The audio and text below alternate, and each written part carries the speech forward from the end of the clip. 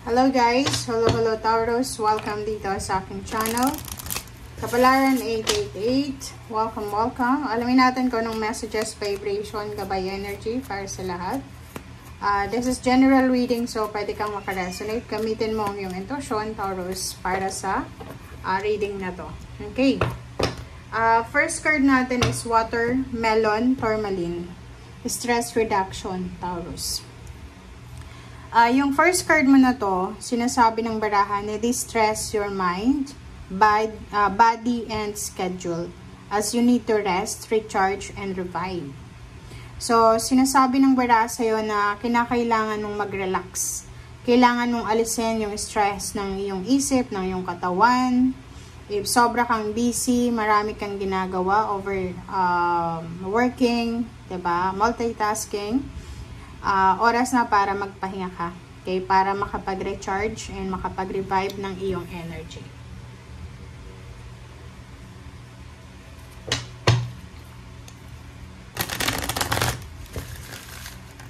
Oops, sorry.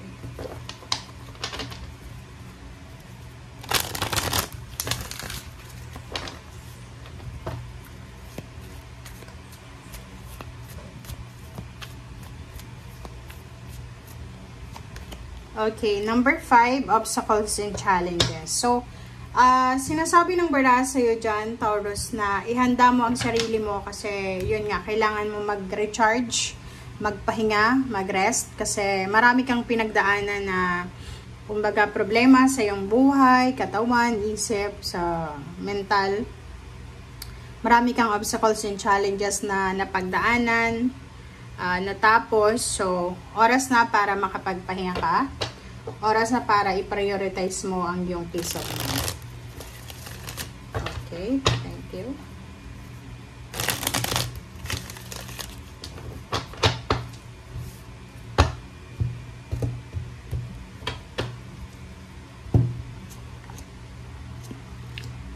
Okay. First two cards natin, Taurus, is Temperance and Two of Wands. Sinasabi ng baraha sa'yo dito, maybe may hinihintay ka. It's either yun nga, ang nakikita ko sa'yo dito, recurring messages, repeating messages.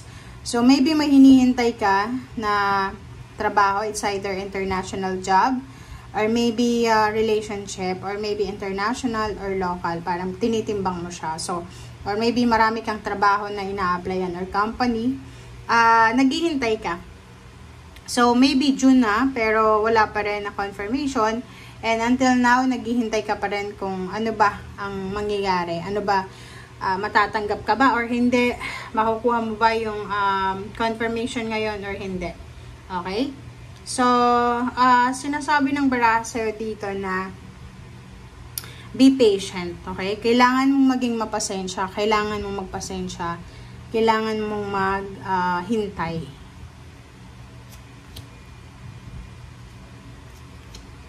Okay, next two cards natin is King of Swords and then Page of Pentacles. So, yung King of Swords at Page of Pentacles, sinasabi ng baraha sa'yo dito na meron sa inyo dito, Taurus, na yung focus nyo talaga is financial stability. Naka-focus kayo sa financial stability or naka-focus kayo sa kung ano yung talagang focus nyo sa ngayon.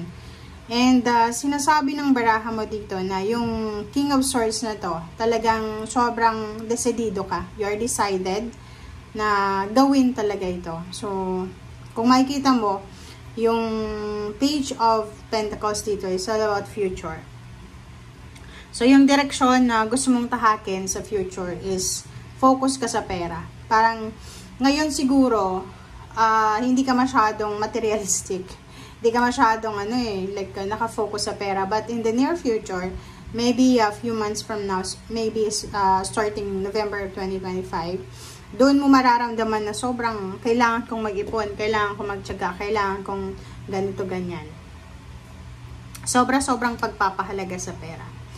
And maybe 6 months from now, posibleng yun na nga, makakatanggap ka ng regalo, financial gift, or maybe may isang tao na pwede kang tulungan or matutulungan ka nila sa financial needs mo. And may mga tao na posibleng, yun nga, makakatulong sa'yo. And then, bibigyan mo sila ng tulong, and at the same time, ikaw din makakatanggap ka ng financial help.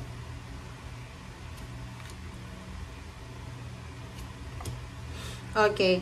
So, doon sa mga Taurus na naghihintay pa rin, still waiting, still contemplating sa kung ano man na choices and options na yan, sinasabi sa inyo ng baraha dito na be strong, be courageous, be tough, parang ganun yung energy mo dito eh. Huwag kang matakot, kaya hindi ka dapat natatakot, hindi ka dapat nag-aalala. Nandito yung strength card. Yung strength card ay nagsasabi sa iyo na as much as possible, matuto tayong maging, kumbaga, motivated and confident sa sarili natin. Matuto tayong maging malakas sa ating sarili. Okay? Next card natin is Knight of Cups and then 8 of Pentacles. So, yun. So, kung makikita mo dito, sa ilalim mo is 7 of Cups. So, maraming choices and options. Okay? So, sinasabi ng baraha sa'yo na marami kang choices and options na posibleng pagpipilian sa buwan ng Hunyo or sa mga susunod na taon. Maybe about job or about company or about business. Basta ano siya, yung pwede mong pagkukunan ng salapi. So, bibigyan ka ng pagkakataon ng universe na makakapili ka kung ano talaga yung gusto mo. And at the same time, relationship, meron ditong Taurus na wala siyang planong makipagrelasyon. Wala siyang planong tumanggap ng relationship or kung ano man yan. But, fortunately, diba, may isang tao dito, lalo kung babae kang Taurus. If you're a woman, female, sinasabi ng baraha sa'yo dito na may isang tao na posibleng magkaka-interest sa'yo. Pwedeng sa loob ng trabaho, or pwedeng itong taong to ay gagamitin niya yung pagkakaroon niya ng gusto sa'yo para, diba, parang mag-o-offer siya sa'yo ng job, mag-o-offer siya sa'yo ng trabaho, and then at the same time, may purpose siya na mapalapit siya sa'yo. Parang ganun. So, maybe it's your, ano bang tawag dyan, kababata, kapitbahay, or kung sino man to na may gusto sa'yo. Okay, so, overall, sa buwan ng June, sinasabi ng baraha sa'yo, Taurus, na kinakailangan mong mag-distress. Kailangan natin na alisin ang mga stressful na bagay sa buhay natin, emotion, thinking, habits, mindset, or person, situation na yan. Okay? And yun, so, mag-focus ka sa paparating sa'yo. Maraming paparating sa'yo na biyaya. And congratulations, kasi yung matagal mo nang hinihintay ay posibleng nandito na. Okay? Thank you guys for watching. Bye!